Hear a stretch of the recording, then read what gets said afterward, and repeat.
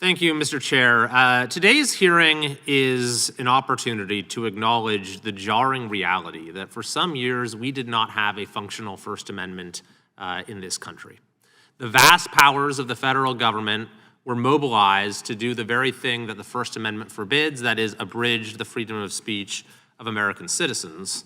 And by using its influence over a few tech companies, its ability to pressure, to influence, to cajole, the government was able to conduct censorship at a scale and at a breadth that the founders could scarcely even have imagined, and took it to extremes that none of us previously would have imagined. It's now part of the history of this country. It's a chapter in our history that the sitting president of the United States was removed from all the leading social media platforms. The leader of one of the parties, of major parties in our country, was removed from the platforms. It's now part of the history of this country that damaging information about a presidential candidate was suppressed on the eve of the election. And then when it came to perhaps the most significant global event in a generation, COVID-19, the government assured that citizens were not even allowed to provide a truthful account as to how the pandemic began. You were not allowed to say 2 + 2 makes 4. And you also were severely restricted in your ability to provide your opinion on what the proper governmental response was. Folks had their posts deleted for even daring to suggest that a 2-year-old shouldn't be forced to wear a mask for hours on end each day. And of course, as the Supreme Court has repeatedly acknowledged, this has a chilling effect where folks then were forced to steer far clear of whatever that line of censorship might be. And so for every post that was censored, there were many, many other things that were suppressed as a result.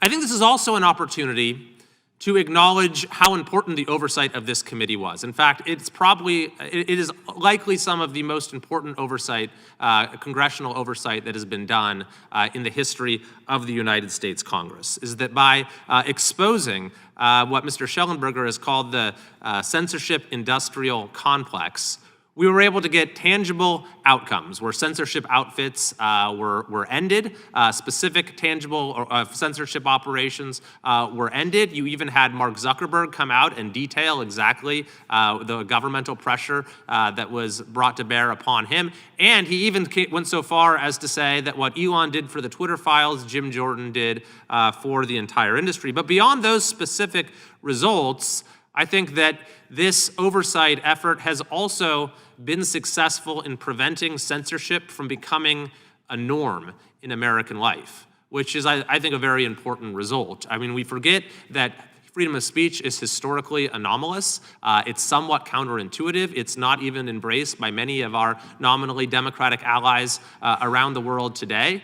And I think we got frighteningly close to this deeply embedded norm of our country's DNA of freedom of speech, of that starting to really weaken. And it's going to be important, I think, going forward to have guardrails in place to assure that these sort of censorship efforts don't repeat themselves. But Mr. Schellenberger, if we accept the premise, which I think is true, of course, that the censorship industrial complex is on the defensive and certainly in retreat in the federal bureaucracy, we need to stay on guard. But are there other sites where it might be reposed? I mean, you've mentioned global institutions, but in particular, our home state of California, with bureaucracies that are just as, if not more Orwellian than some of these federal bureaucracies, with a governor who has vowed to Trump-proof the state, as well as it being the home to most of the major tech companies.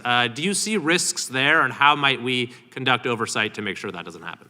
Yeah, absolutely. And in fact, our friend and colleague, Andrew Lowenthal, just published a report about efforts at the state level to promote censorship. And as you know, one of the big pieces of censorship that Governor Gavin Newsom promoted and others promoted was having doctors be censored for